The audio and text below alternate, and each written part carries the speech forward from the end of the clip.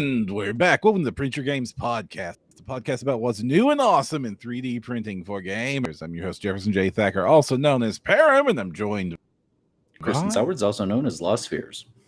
Kristin, this has been a fun week for me because it's only been like 3 days since our last recording. Yeah. And my 3 days were mostly prepping for and going to a little mini-con, complete with mini-con cred. Oh, I don't like this mini-con cred stuff. I don't either, but at least it's not the big bad. Keep that away from me. Keep the I avoided the big bad, at least according to 2 tests. But yeah, mini-con cred, it's happening.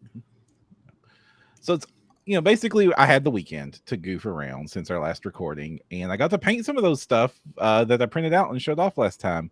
Nice. And that's kind of what I'm up to. P&D Mike, hello there. Welcome to the episode. We appreciate having you. So, the Undead Army's nearly finished. I talked about that, and I printed out the leadership. And then I got I had he still needs to be painted, which is my vampire champion on Horsey. Nice. And the goal for this army is I have some I want to play the new 2.5 vampiric undead in Age of Fantasy from One Page Rules. Nice. And that's kind of what this whole army's been built towards a little bit. I'm going to use it in Kings of War as well, but in Kings of War, I don't get to use those giant freaking bat beasts that I love so much. I love my big old giant bats. I love giant bats. Okay. There's nothing wrong with a big giant bat. Yeah. Especially if it's like a big, got a big zombie or something right in. And so I was getting, no joke, I was getting super stressed for, other projects and things going on. And I was like, I need to take a break. I'm not going to be making this video no more tonight. And then I swapped over to just painting some stuff. Mm-hmm. And some of the things that I only really got to do one paint, and that was I just spent all my time working on my vampiric Necromancer. Nice. Because if you're gonna have a vampiric undead, you need some vampires. So I did it up in my usual scheme. I didn't want to spend forever on this one, so my intention was Contrast Paints just announced a whole bunch of new paints, right? Yeah, they did. Yeah, I just watched Ninjon's video on that, I think. So I was like, it's been a while since I cracked out the actual GW Contrast Paints. Let's slap these on this Batman. Thanks, Alex Chev, in chat for that. Let's slap this on this mini and see what we got. And what we ended up getting was not good times for me. I was about to say, I heard there was an incident with darkness. Yeah, so I did what I usually did. I threw the Zenithal on the model. This is 3D printed. The model I'm going for is the Vampire Necromancer from Titan Forge's vampire set, the ones for their Bloodfields game from the Bloodfields Kickstarter. So it's a really cool model. You've got this old Strigoi style vampire holding up a big old bat staff and the billowing cape, but you can see inside the cape a little bit to see that he's wearing full plate mail on underneath all of that. It's a really awesome looking Necromancer. Yeah, it's sweet. And so, I get I've actually got the paint sitting right here. I grab my Flesh Terrors red for the armor. Yeah, I get my Space Wolves gray for the skin because vampire skin. Cygor brown for all the leather, and he sounded super GW. Black Templar, Templar for for all the black cloth. Because most of my vampires, I go black armor with red cloth, and for this I flipped it, so it's red armor with black cloth and black all across that staff. But then I went in and detailed red across the veining of the bat wings and stuff. Mm-hmm. So I was having fun with it, but it was super flat. Even though I put a Zenithal on it, I even got GW's paint to do the Zenithal on. I was like, that was going to be GW. I'm going to give you some money because, good Lord, that was $36 in paints I just rattled off there with just 4 colors. Right. So GW don't need to worry too much about 3D printing if you end up using their paint. True enough. Yeah. And so I was super unsatisfied with it because it did what Contrast always did, which was still good. It was kind of thick because I'm used to working with the Army Painter stuff and my homemade Right. stuff using the Goobertown recipes.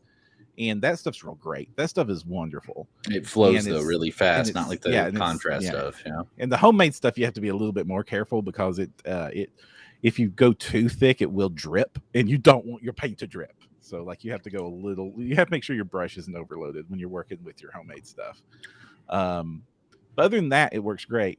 And the GW stuff, I'm not saying it was bad. It was still good, but really highlighted the difference between the two because I've been working with the Army Painter Speed Paint stuff for months now. Highly recommend it to any new painter, to any especially if you're batch it's painting, just great stuff. for sure. And it's like the mega set's $100 and you get every color you could ever want. And then so going back to the GW stuff, it's thicker, it's easier to control. Like that's a big plus. And it does like, whereas with you get the mid-tone and the shadow was what I was getting. And the Zenithal wasn't shining through as much as it does with the Army Painter stuff. So I'm not getting to take advantage of that Zenithal. And then with the Army Painter stuff, so, I got it done and I was just like, I'm really unsatisfied with this. It needs a lot more work. And so that's when I went in. It's like, okay, I'm just going to have to treat this like I did this without any special paints. And like I doused it all in Nuln Oil. Oh no! It was complete Nuln Oil wash on it. And then I went in and grabbed my Pro Acryl and I just manually went in highlighting it. Yeah, it's like, and that's when I went in with the Pro Acryl, like did up the face, put the glow effect on those little beady eyes. Like manually went into the creases like of the cloth with like a 50-50 mix of Nuln Oil and black Pro Acryl paint, and like that felt good again, like to get back to the basics and to do like traditional style layering up. And I felt good at the end of it because like at the end I'm just like putting little specular dot highlights on the armor of like pure fire orange. Nice. And it's like, this feels like painting minis again. It's not like the cool autopilot stuff you get with the Zenithal and Army Painter, which is still great because it looks so good with so little effort. But that's how I was able to turn it around. It taught me a lot about the painting. Am I going to keep using the GW stuff? Yeah, but now I'm going to know what I'm getting into. Like it still works great as a base coat. This was more still tools are more faster. Tools, right? More tools are more tools. And it's still infinitely faster as a base coat than like going in there manually with acrylic paints, even if you thin them down. It goes on in one coat. You don't need to worry about that. And the new stuff looks great, but the Army Painter stuff was like just so much. It matches my style so much better. Like having stuff be that much transparent. So that's what I was working on. What about you, Kristin? Well, I was getting ready for MiniCon, and I did even more withdrawn in technical terms, just a whole bunch of dry brushing terrain pretty much for days and days and days. I did do some speed paints on some hero minis and some Dragonborn because they were the bads of my little scenario. Mostly it was terrain. I've got at least a table ready set of the Asgard Rising stuff. Although I do want to print more now that I have that much, because I'm like, more is more. But I can't recommend just the little bits. There's like just a couple broken wall segments, and just printing those extra sets off makes it feel like there's more there than there really is. And that was really fun. Unfortunately, I can't find any pictures of it on my phone, and I know there are plenty of them, but did a bunch of that. I also finished my new Portal Plaza, which is that was a pretty decent one. I think it got maybe one more dry brush after that, and then I also did another couple pieces that we added to it. But that's a pretty good setup for the Asgard Raid stuff, which I love it. It's very durable. I still. We'll be talking about this probably a little bit later. I still kind of wish it was a little closer to 2-inch. And that was about halfway through on the planar portal stuff. But like those tiles are a good example. Those have a stealth grid in them. You have to look for it, but those hide 1-inch squares in them, and you won't notice them at all unless you're like looking right at it the right way.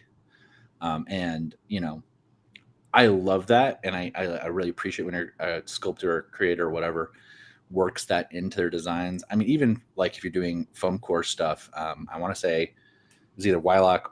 Actually, I think Jeremy on Black Magic Craft also did it, where he did the little nail pokes in his wood tiles to mark out the 1-inch stuff. And I just think subtle play aids like that actually work pro immersion are really great. Yeah, if you're feeling cynical, you're gonna look at it and be like, oh, there's still a grid there, but like, who cares? It's still diegetic and useful to the game. Right. And I think it just anything you can streamline like that is really cool. But mostly it's been terrain for me, which I think it might be apropos considering our episode today. Yeah. So the topic for today is one of a set of episodes that we're hoping to do is we're going to be talking about, hey, you're a RPG player. It's time to get ready to toss some D20s, play some D&D, get your game on, and you've got this cool 3D printer. What kind of terrain should you start getting ready for your game? Now, obviously, we're talking mostly the GMs because they're the people that are going to be doing most of it. But hey, if you're a 3D printer and you're in a game with a friend GM, brownies are one way to bribe a GM. Coming in with a dungeon tile set is another fantastic way to bribe a GM. Amen. Yeah. I actually ran in while I was at the testing center today, confirming I was not dying. I got saw a duo, run into a duo of a painter and a printer that like they co-DM and they swap duties on painting and printing. And I was just like, that is slick stuff, and optimizes the best talent on the best thing. And whoever the printer was, I didn't meet the printer, I meant the painter, was really solid printing skills, has the settings dialed in for sure. And I think it's great. They do work swap basically and ended up with a bunch of cool terrain and minis. Right. Now, since we're talking terrain, first, that's random as heck. That is like, hey, I'm going to go get COVID tested, and oh, look, minis. Is it though? Awesome. I've warned you how like Utah is like bizarrely active in the gaming community, which I adore and love, and it's one of my favorite things about my home. But I'm gonna have to just take a trip down there just to see what it's like, because like a GW on every street is like, instead of ice cream, there's not GWs just in every deliver street. Dice. We have a few, but yeah, there's game stores on every 10 20 blocks for sure, which is weird. Oh. Yeah. So we're talking about terrain. Yep. And that means that FDM printing is going to be your friend here. But if you've got a resin printer, that does not knock you out of the game completely.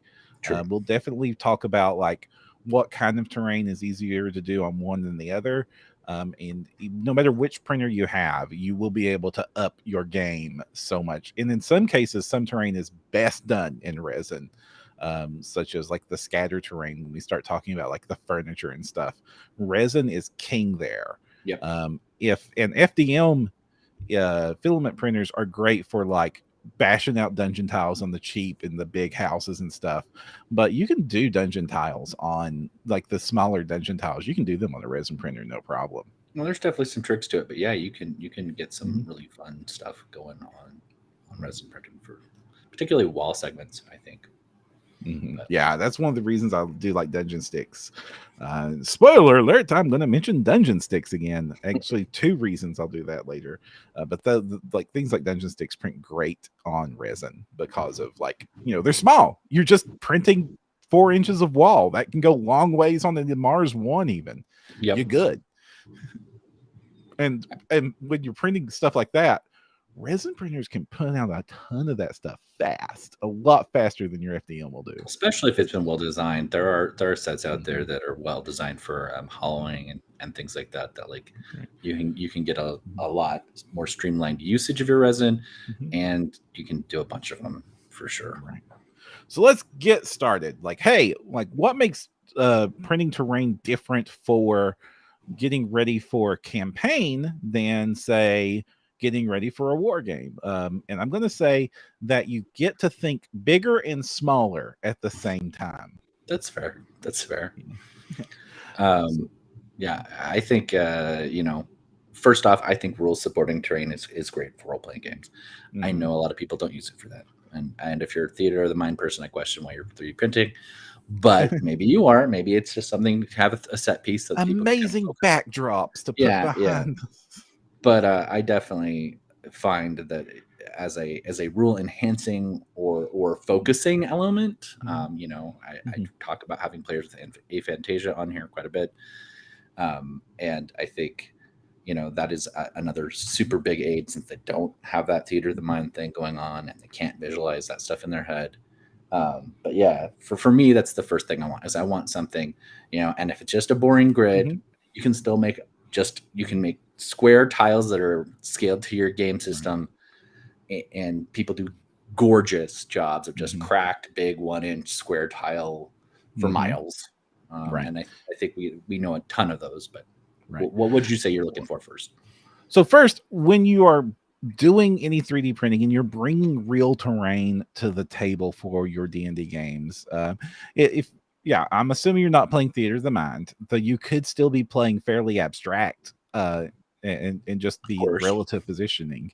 But it does help to it's really hard to get everybody on the same visual page with just your words, because everybody will imagine them slightly differently and customize them. I mean, that's the reason people sometimes get upset when movie characters don't look like we thought they did in the book. Yep. And that's being kind on that particular statement for various reasons. But why is Wolverine so short or tall, for instance?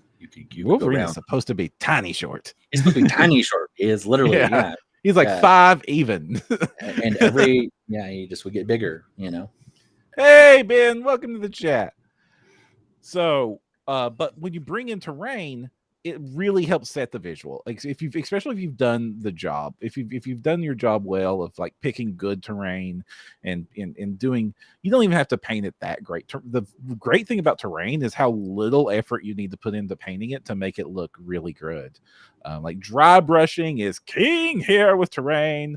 A little bit of base coating and wash is perfect. You don't need to super highlight this stuff because the terrain is meant to fall into the background anyway. You don't want it to be super bright and colorful and take over top of the minis you put on the terrain. The minis and the characters need to stand out. So you get to imply the vague. And also, one of the things I hate so much, and it's one of the reasons I got into doing terrain long ago when I was handcrafting it myself or doing work for Fat Dragon and 2D printing cardstock terrain back then, which is still an option. For those of you with a resin printer, and you can go get those cardstock sets and still be printing your games. It's absolutely is part of the hobby, and the some of the cardstock stuff out there looks fantastic even to this day. Yeah. So that visual verticality can be brought into play here. It's really hard when you're dealing with flip maps, 2D grids on the TV screen, or just a game map that you're drawing on. You have to do elevation or to just even put people in a sense of space. It's one of the reasons that when I'm not talking about terrain I'm going to print, but when I'm getting ready for any game, I try to find street level views of the cities that they're going to be into or the towns they're going to be into. I try to find art that is player perspective angles so that they understand that the world is not a set of icons on a flat map that they're minis walk across, that is this place. In fact, for any GM period, I don't care what kind of GM you are or DM, you need to play Dark Souls at least once or watch a playthrough of it to understand how vertical space can be used in a game environment so very well. Elden Ring does a fantastic job with this too, the new game from that team.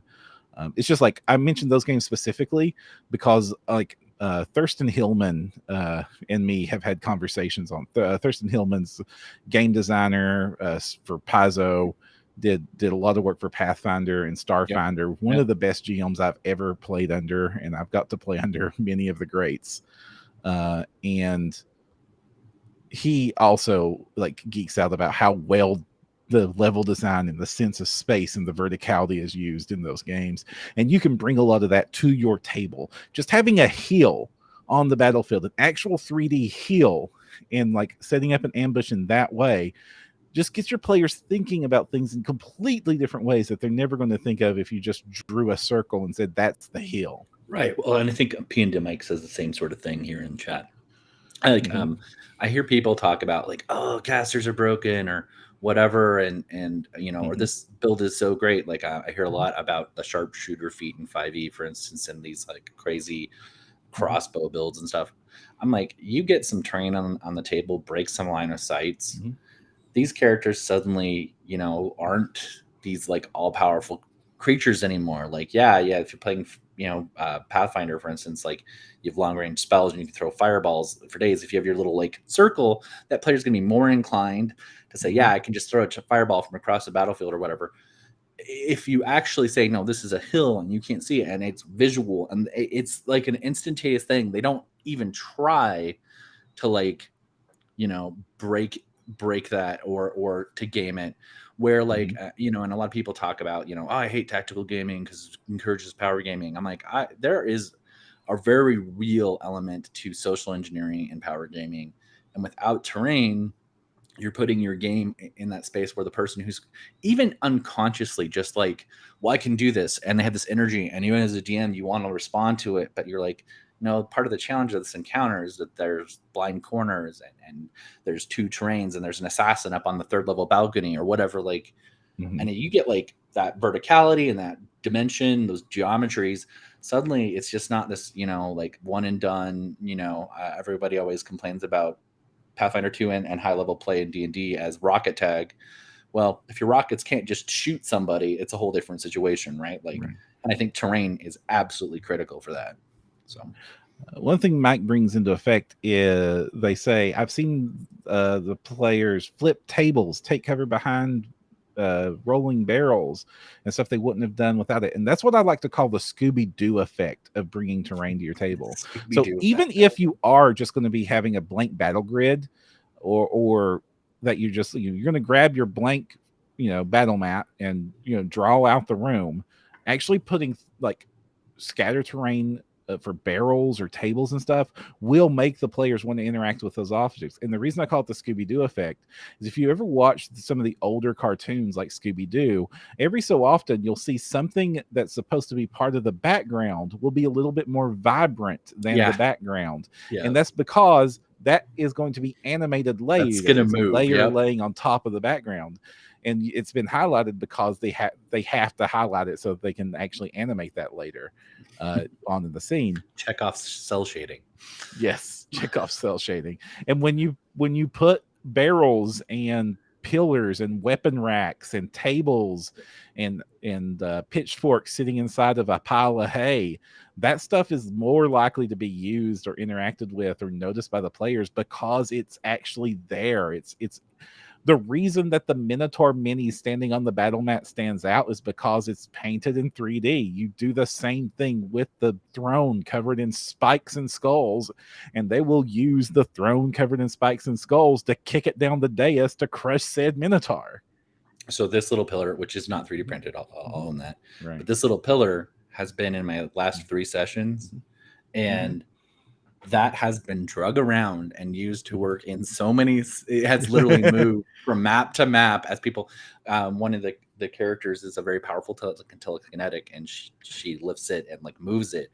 And they've used it to like wedge it under traps and do all these things and rammed it with the doors. And I'm just like, I literally put it out there because I was like, this room looks really empty. Oh, well, there's probably a support pillar. I just put it out there, and then I'm like, well, can I dislodge it? And then suddenly, it's just like Mike said, suddenly it's this interactive play thing, and it became totally like this tool, and it created all sorts of strategic play where normally that character usually telekinetically just use weapons. And that's like their general play style, but it changed entirely how it interacted with that one piece of terrain. Right. Which is why my recommendation of, if you're just getting started in 3D printing for your games, the first thing you should start printing is not a dungeon tile set. This is called 2.5D gaming is the term for when you do this, where you have just either flat tiles or a battle map or just a textured printed map, but then you put scattered terrain on top of it. You put the furniture. So honestly, I think the biggest bang for the buck that any GM that has access to a 3D printer can do is to start printing scatter, like furniture sets, like cool, like especially like for iconic like set piece rooms. Like pillars are your friends. You're always going to want treasure. Like if you're just like a checklist of the stuff to get started with, tables, chairs, benches are more likely to be used in these settings than tables. Doors always work great. Yep. And help frame up a room really nicely. I said pillars. Crates and barrels, you're always going to have things with the crates and barrels. Bookshelves are great. Beds, especially like standard beds, plus like piles of fur and rags and stuff, because like orcs in the cave are probably not like handcrafting IKEA furniture back there. So you like, depending on what you want to do there. And then like start thinking about cool set piece things like a glowing pool of blood. If you printed out a whole bunch of standard stuff and you only have like 2 days before the game, you'll get the most bang for your buck. Like printing off the throne of bones and spears, or this sacrificial tentacle pit, and putting that on the battle mat. That's going to get your players' attention and also it's a lot easier and manageable than like the big huge terrain project. I'm not saying don't 3D print a humongous set of dungeon tiles, but a awesome set of dungeon tiles with no furniture in it is a lot worse than a nice print, like just printed out on a paper of a map, like from your printer, or just drawn out nicely on top of your battle map, scattered on with furniture. The furniture version is going to be better received by your players. Yeah, if you have a narrative reason for the almost entirely empty dungeon, fine, but otherwise it's just gonna look weird, especially like low level adventures of one thing I'm just gonna call out, and we're gonna be talking about some specific ones. Look in the welcome packages of Patreon you're interested in, because you will be surprised how often there's just a ton of dungeon dressing in those welcome packs. And also, this is stuff that is like available in droves for free on Thingiverse and printables. In the welcome packs. It's like, no matter what terrain set you're going to get, the dressing, the dungeon dressing, the scatter terrain, that's going to be, and that is also going to apply no matter what genre. Like we're talking mainly for like D&D and stuff, because like that's statistically most gamers are going to play is some sort of fantasy RPG. But if you're playing any other setting, the same rules apply, but for your setting. If I'm doing zombie post-apocalypse, I'm going to want picnic tables and smashed out arcade machines and Coke machines and burnt out cars. Anything modern and forward, shipping containers, and there are tons of them. And you can literally build mazes, like you think about, I think Daredevil, Jessica Jones, Iron Fist, they've all had a shipping container maze episode. And so great for supers, great for sci-fi. And yes, you can craft your own shipping containers pretty easily too, but the 3D printed ones that are out there, and especially if you want like, damaged ones, there's some really good ones. And it's also awesome with whatever. Look at the Patreons that are out right now, or full sets that are within your budget for minis and stuff that might, like if you're running, like I'm getting ready to do Curse of Strahd games, so like I'm looking at all these undead vampire sets and stuff. Like Cast and Plays vampire sets are great. Like the Midnight Curse set they did. It's got like stylized thrones and graves and spooky bookshelves and stuff. And they have their cosmic horror one too that would be very gothic and cool for vampires too. Exactly. So like oftentimes sets that have cool minis that will match what your game, which you're going to want anyway, because I'm going to want to print this freaking cool werewolf from the vampire set, and like the vampire himself sitting on the throne casually with with a goblet of blood in his hand, looking all cool and vampire-y. That's all stuff that's going to look great. And so just like think about the theme of your game, find sets and stuff that match that theme, and you will often find terrain pieces that are accompanying those sets that will help blow it out of the water. Nice. Yeah. So another thing that I think that beginning GMs should print out is a nature outdoor set that matches the biome that their campaign is going to be playing in. So like every GM, if you're in your typical verdant temperate climate, print out a bunch of trees and flock them, or I still haven't found my trees. I have not found the magic trees that speak to me yet. Mostly I'm still using railroad trees, but so if someone has like a link to like the best treries, Printable Scenery has an amazing set that I've printed that I love, but it's not the best of the best. I'm always looking for great trees, and here's the cool thing. I could do a dozen tree sets and print all of them, and it's awesome. That just means I have a bigger variety of trees. Right. But right. yes, if you want the absolute cheapest way out, get some Woodland Scenics tree armatures, get some bases that you can glue them to and weigh them down, get some clump foliage to flock them. Ta-da, you have a tree. You spent $10. By the way, did I say a tree? I meant 40 trees. Yeah, I was going to say, we got some railroad packs that were, I think we ended up with all the ones we needed for the owl Happy Holidays mini dioramas we did. Here, I have my tree kit like right here, and it's like a tub of dark green clump foliage, a tub of light green clump foliage, and yes, I did say those backwards. And I can't just dig through this in the middle of the podcast, but like a bag of armatures. I think I spent $20 total on all of that. Like, so I would have different colors, leaves even. And I have only used like half my bag of armatures. And I built like 4 wargaming forests for it. And since those trees are modular, I like just pick them up and put them on anything I want. And it just is great. A bunch of trees, some 3D. Think about 3D printing some rocks, and that might sound like the silliest thing ever. Why would I 3D print a rock? Oh, For one, go ahead. The rock, it'll be clean. So if you are going to use real rock, make sure that you wash it before you paint it, or else you'll have chipping paint. Secondly, it weighs nothing, and real rocks are heavy. I got another one. What's that? So if you print and we're going to talk about a couple Patreons for this.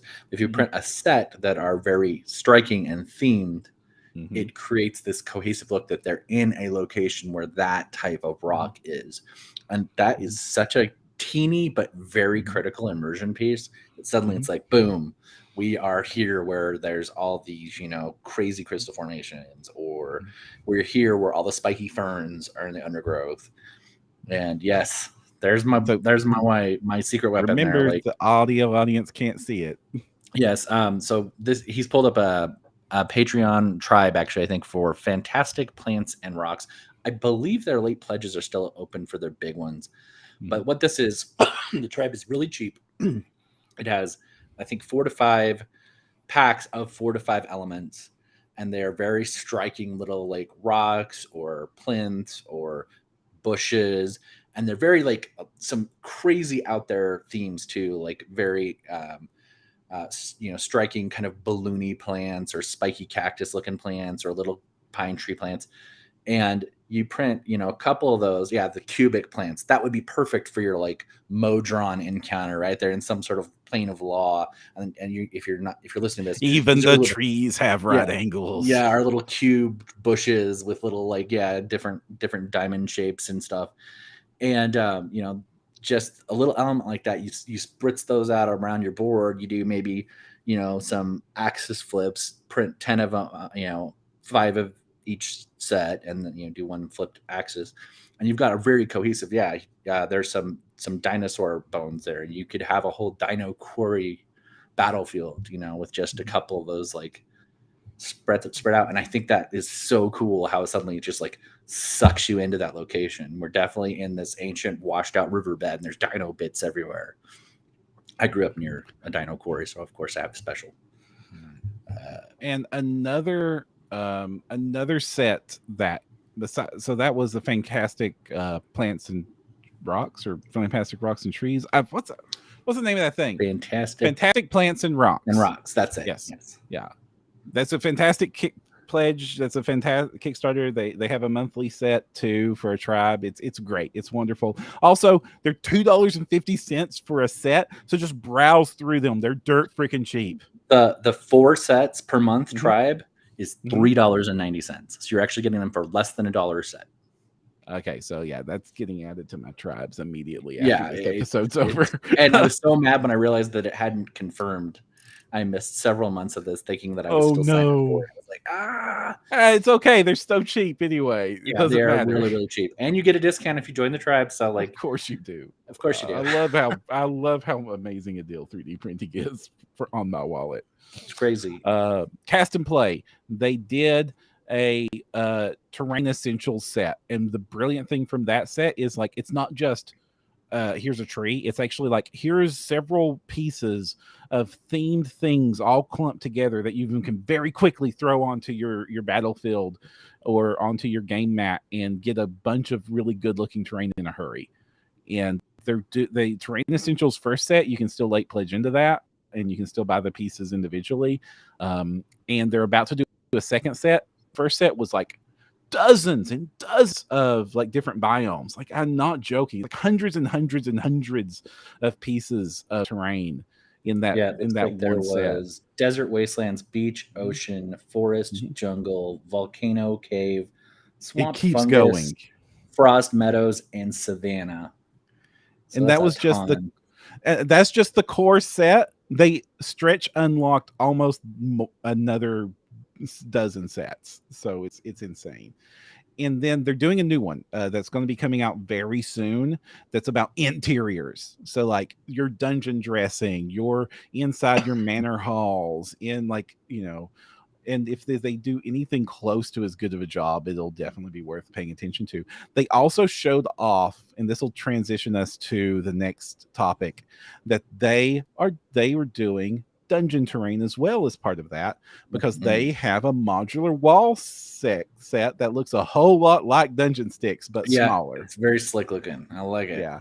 So whereas Dungeon Sticks is like very thick boy walls, but you know, to be easy on FD on printing, Cast and Play just basically believes everything should be resin printable. I don't entirely disagree. Yeah. It looks really good when they print it that way, for sure. Yeah.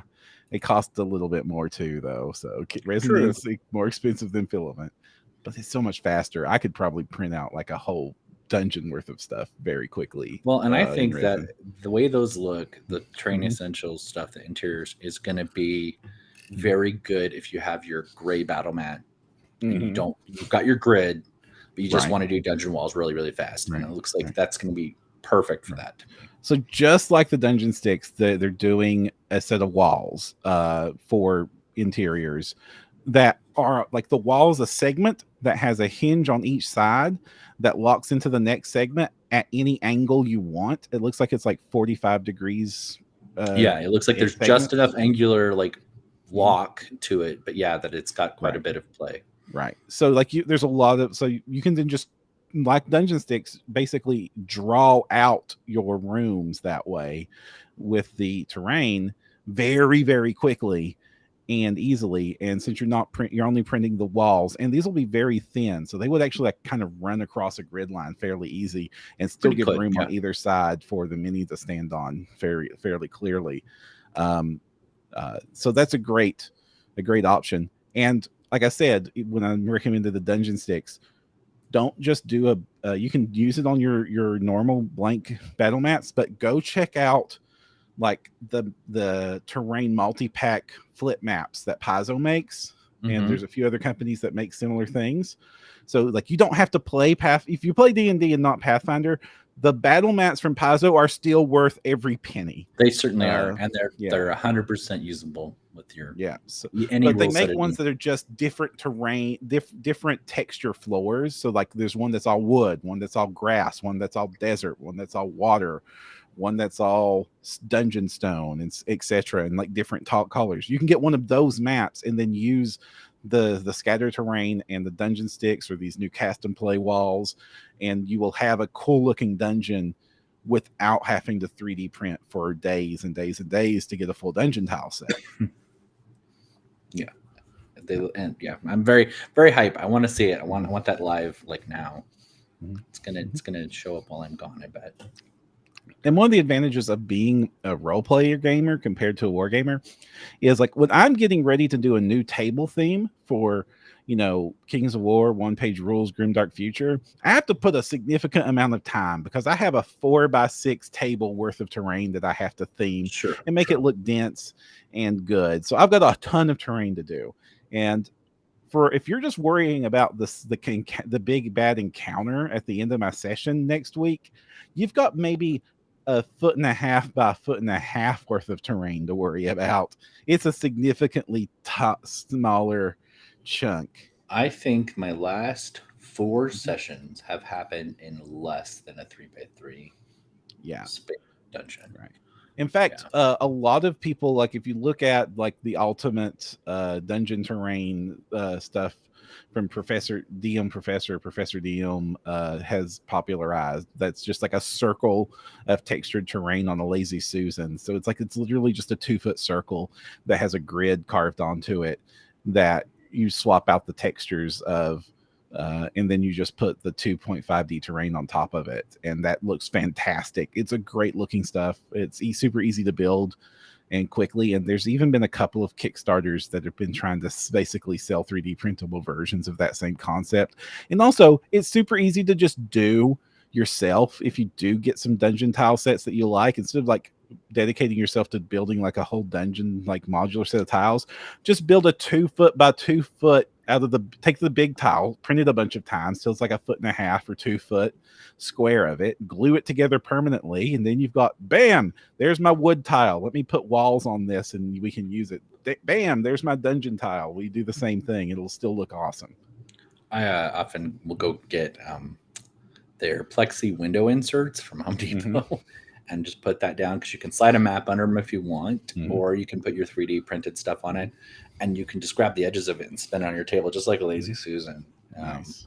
But it's translucent. It's a little less obtrusive, I think, than having on something riser, which I can see reasons to put on riser. Don't get me wrong, but I just like that, to have that kind of like little extra layer that you can slide stuff under or move stuff on, and you can turn any angle.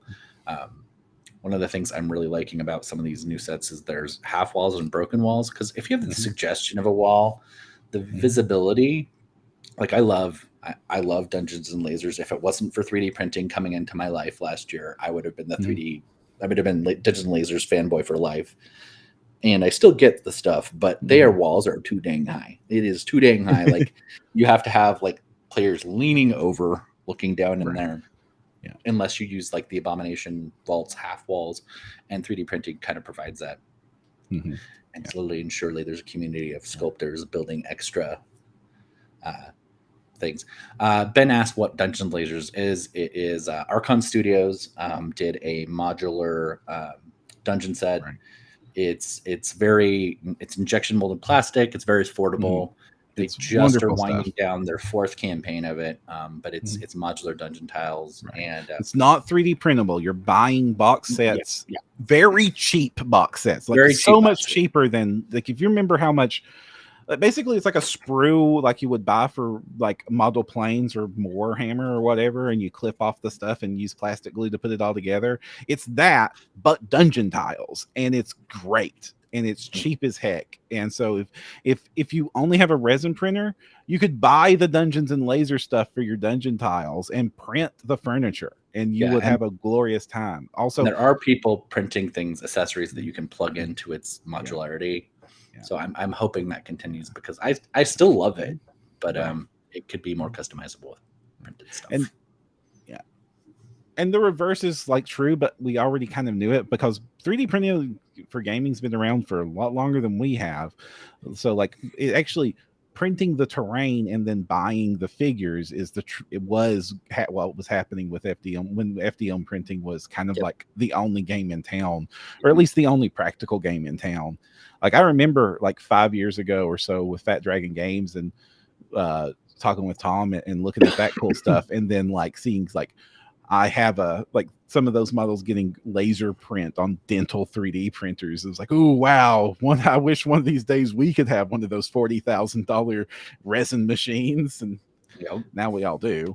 But like that's the reason we're not talking on that front too much, because that's well established ground. So we're kind of talking about like if you only have a resin printer and don't have an FDM printer, like there's a lot of options. Also, like going into like the dungeon crafting, like DM Scotty or Black Magic Craft or Wylock's channel, how they like make stuff out of cardboard foam and a prayer and imagination, and that stuff looks better than anything I've ever bought in the store. Right. That's still very much an option. And a lot of those crafters are starting to incorporate 3D elements as well. Because like stuff. 3D printing on resin, the tiny little fiddly bits and the greeblies to add on to that stuff, like really gives you a lot more bang for your buck. Like you can know that print the perfect door and then glue it to your foam cottage. It would look awesome. Your Greebly commentary from last episode actually educated an entire convention panel, because nobody knew what a Greebly was. That was my, my like, does anybody here know what this term means? And they were all like, what is it? What is it? So I learned it from Adam Savage from Mythbusters fame. There you go. Because he worked for Industrial Light and Magic, and they, he was building the Star Wars ships, and the Greeblies was what the little details they would put on the backs of the ships to make them look all sci-fi techy. Yeah. Okay. Yeah. So they would go buy old model kits and cut them up, and that's how they would get. I remember watching those documentaries and thinking it was so cool, and I'm like, that's actually like a race car wheel. Yep. So fun times. So you can absolutely do that and craft and then 3D print to enhance stuff. But let's get in it now. It's time. I've got my like big old resin printer and I'm going to do it, or I've got my FDM printer ready. We're going to print the big stuff. Let's start with dungeon tiles, because that's the most iconic thing for a D&D style game. Like all the other stuff, kind of like all the stuff about wargaming terrain also kind of helps with any given RPG terrain too, though you need so much less of it, or at least so much less at once. And playable interiors is honestly better for RPG gamers than war gamers. The fact that almost all the houses you can print can be played inside is great. But like, what do you need when you start talking about dungeon tiles? That's really when you start getting into the RPG game, like right there. So what dungeon tile options are available? And let's start with the free option, the most popular option, OpenLock. Well, not all free, but yes, there's a lot of free there. And I would definitely say decide if you're going to commit to a system right off the bat. And OpenLock is not a bad way to go. Right. It's definitely the system with the most support. Now, you don't need to super commit to most of the systems. Pick the system that's going to be your main system for sure. But don't worry, because most of the systems have cross supports for. Okay, I'm going to clarify. Commit to a system for a project.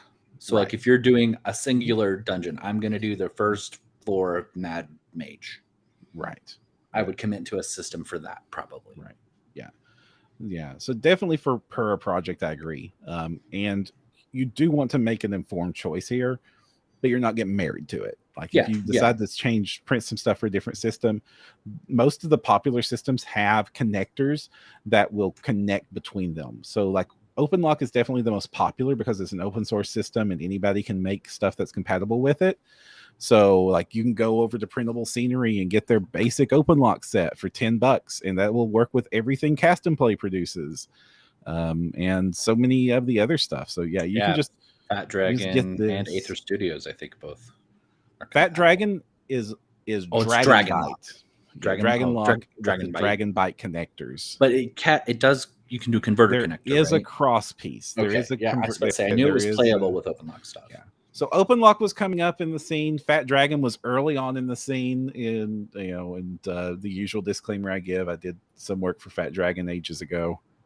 Fat Dragon has like maybe if you just want one vendor to get a bunch of crap for, like Fat Dragon has maybe one of the biggest ported set selections. If you want all your stuff to match, they've definitely got the most. They've got dungeon tiles and every permutation, half height walls, no walls, 2.5D stuff, outdoor sets, houses. Their houses have this cool thing where you can 3D print. Like if you're looking at like this house and you can see like the Tudor style buildings, they made little screens for each of their patterns that you can that masks off, so you can airbrush all the wood, or like you can like do all the cream, then put the thing down, then airbrush the wood without having to actually manually do it. That was brilliant the first time I saw them do that. That was great. All this stuff is cross compatible too. And you also, when you're 3D printing tiles, because the community is so wide, like you can do them dungeon tile style where the wall is connected to the floor, or you can just print a whole bunch of floor tiles and not worry about walls, or you can print the walls separate and then attach them to the floor, which is kind of what I like to do, where I just print a few walls to imply what the background is going to be like and not have to actually wall in the whole dungeon. Focus on ground tiles and terrain. My foam crafted with stuff was that way for sure. Yeah.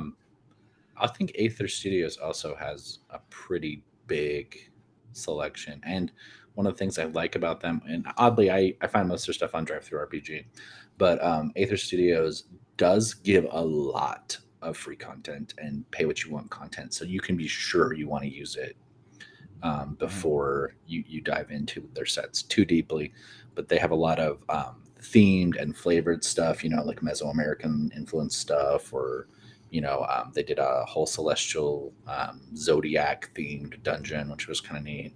So if you want to like kind of move a little bit beyond your base, or you have a very specific flavor, I would recommend checking out their stuff if you want like an entire dungeon of similar. They're definitely on the weirder side of terrain, which is probably why you like them so much. Of course, I like all the weird stuff. If you want hive alien terrain, for instance, you can get some pretty good hive, or yes, you can get like hell terrain.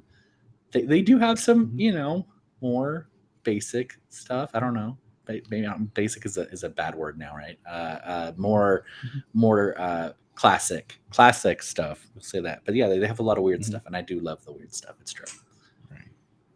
Alex is coming in that Fat Dragon Games did dungeon tiles with integrated traps. Sort of twist a key and the blade swings out the wall. Yeah, they did some really cool stuff like that, and it's great. Also, they did the cool thing that Kraken did too, where they did their outdoor set, so you can like 3D print like woodland floors and grass floors and river floors and stuff. But all of the terrain is available with an open lock base, or just as a freestanding piece of terrain in case you just want the trees. You don't want the trees connected to a tile. You just mentioned Kraken. I don't know if we've actually called them out specifically yet. Oh yeah. Another set that's really cool is the Kraken set. We shouted out to them before. They're doing a new set as well. They did their own proprietary connector for their first set, and for their new set they're doing open lock. I do wish that they didn't do that. Yeah, I really liked their sets to be compatible. I liked the proprietary. I mean, at least the new set that is open lock is sci-fi, so you're probably using it for different games.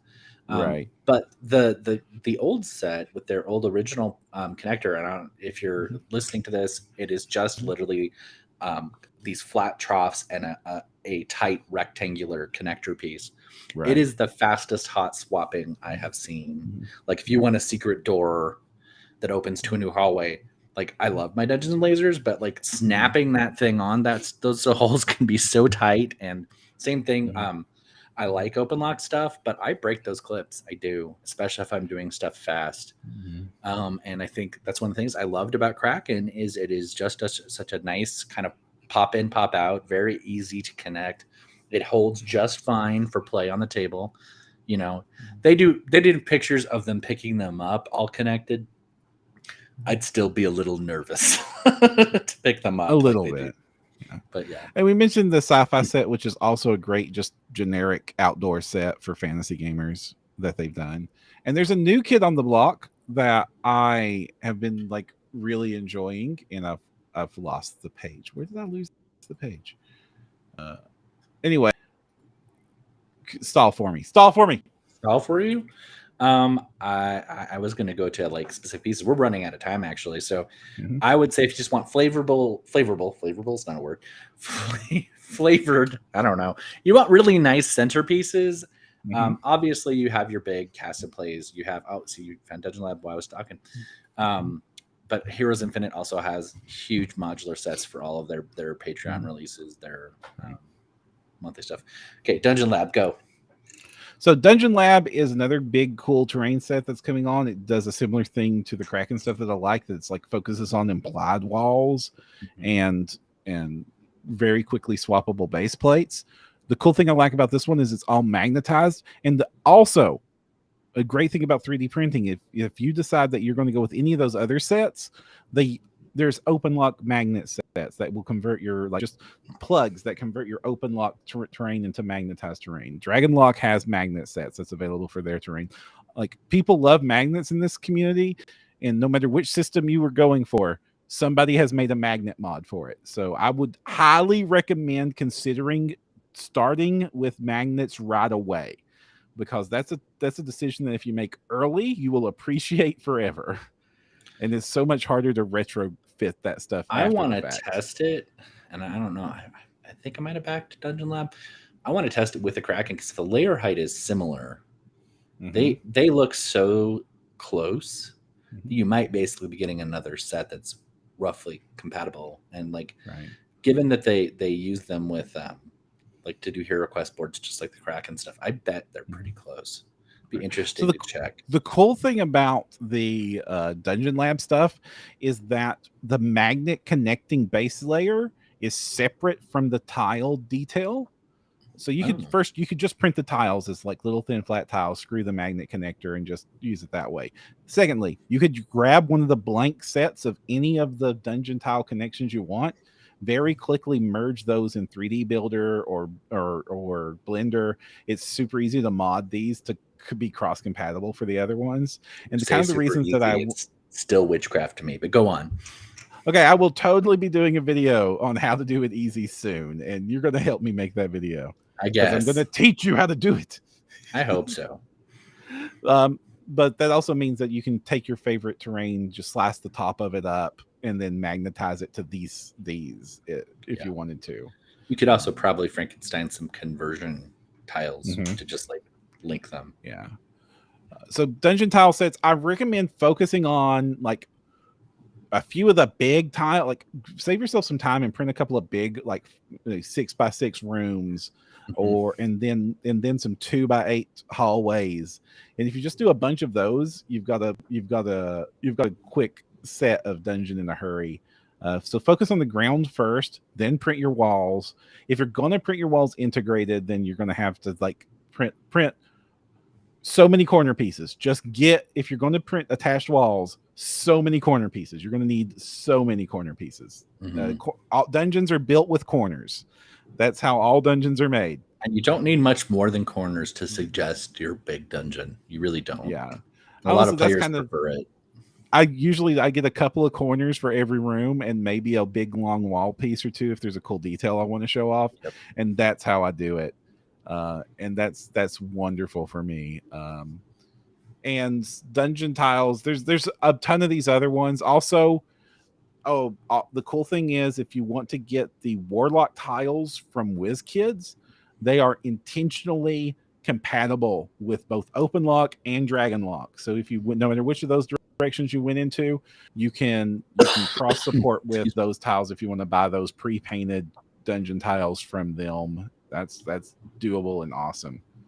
It is so easy with your dungeon tile sets. And get a dungeon set, a cave set, and a wood set, because then you can do interiors. Dungeons can also double as castles, and caves are awesome. Honestly, I say for caves, though, maybe just consider dungeon sticks. They're probably the easiest, best caves that you can do in a hurry. I think I've seen their cave set, so I'll have to check it out. Just imagine it's like a whole bunch of curvy stone walls that you can just link together in any weird amalgam cave you want, and it's going to look great.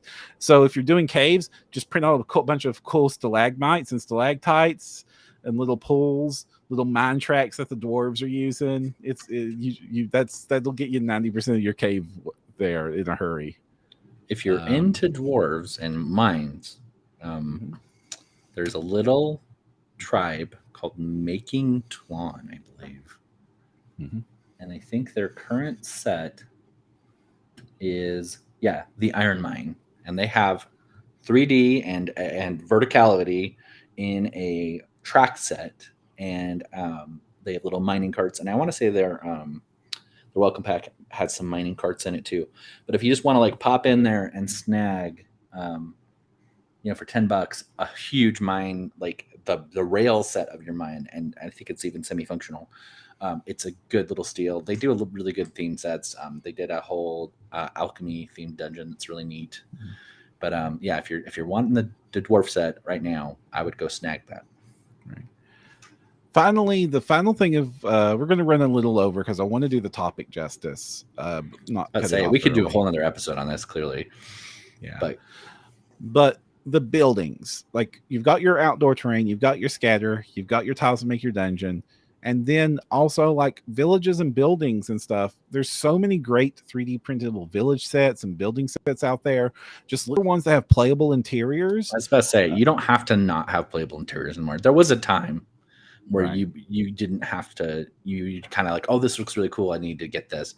You can hold out. You will find a playable interior in a similar building style. And if you're running a game, especially D&D, Pathfinder, whatever, get a playable interior. 100%. Sorry, go out. So I brought up printable scenery. They've been in this scene a long time. They've done some of the best sets. They've got the cool dwarven terrain, the cool elven set. My favorite set that I don't own, the Shadowfey Ruins, and I kind of kicked myself for missing that Kickstarter. There's the Lovecraft set, the Ian Lovecraft, who did the Frost, and we've mentioned them a bunch. Asgard Rising has awesome terrain in like their terrain is almost worth their pledge by itself oftentimes, and they do a lot of Kickstarters if you've missed out. Or their basing material, frankly. They have some really amazing basic stuff. So amazing. They do a great stuff. There's tons of it. Just look in the terrain sets usually are more often Kickstarters than not, because so definitely to pay attention to Kickstarters and My Mini Factory's campaigns, because people that do terrain sets like to do the whole set and release it all at once. And that's also good for you, because then you get a whole bunch of matching stuff that you can print. Cast and Play did a cool village set. Village of Firwood is still something you can pledge into. That's an amazing set of traditional fantasy buildings. And then you can get into like some of the more specific stuff. Like Lovecraft's new stuff. What's the new stuff? Dark Alley, that like the very Victorian Gothic horror stuff that they just finished. But almost all of those old Kickstarters have late pledges where you can still buy in. Like the Kraken stuff we just talked about, those are technically over, but you can still late pledge in for the same price as the all-in pledge. Yep. So definitely look at sets for that stuff. Make sure it has playable interiors. Almost all of them will. And then you've got awesome village stuff that you can play into. Just throw your scatter. Though I do like that, just goes back to it. Everything we just talked about, you need that scatter to make the stuff look useful and believable. Like a big old building with nothing inside of it's boring. True. And you'll get that tactical interaction, even just with a few pieces of it. Shadow Grove set. Ooh, can you send me a link to that later, Alex? I think I missed that. Don't forget, on My Mini Factory, their campaign page has now been redubbed as Frontiers, so you might be confusing depending on when you're hearing this. That you finding the late pledge. Just if you just do late pledge, it'll probably even come up in the search. But final tip for people printing stuff for their D&D games and RPG games. Final tip. Look at cool dice towers. Cool dice towers. Okay. Because they can double as terrain. A lot of them can. And also then you get a cool dice tower. Even though I hate dice towers personally. I do too. I want to feel those leave my hand. But my Mini Monster Mayhem has the coolest dice tower. It's a giant smashing into a tower, and the tower bends so it gives you your shoot. And it's like breaking over his shoulder. It's so neat, but it's not usable as a mini. But it's so cool. And I was just like, like I want that, but I don't, because I don't usually. I want those dice. The clicky clacks need to leave my hand. But it is beautiful, and it was definitely something clicky clack mouth rocks. Yes, I would use as a gift for sure. But All right. So we are really out of time. If you want to find more of our awesome content, you can do so over at printyourgames.com. If you want to support the podcast and help us grow, the best thing you can do is give us a review on iTunes or Spotify, like and comment on YouTube, and share us around and let your friends know about how the podcast that they should be listening to. That's the best thing you can do to help us out if you want to. We super appreciate everybody that comments, participates, and shows up in chat. Thank you all so much for a very lively chat today. We hope you all have a wonderful time. So until next time, I'm Jefferson J. Thacker, also known as Param. Kristin Soward's also known as Lost Spheres. Don't forget a screen protector on your resin printer. We'll see you all next time. Bye-bye.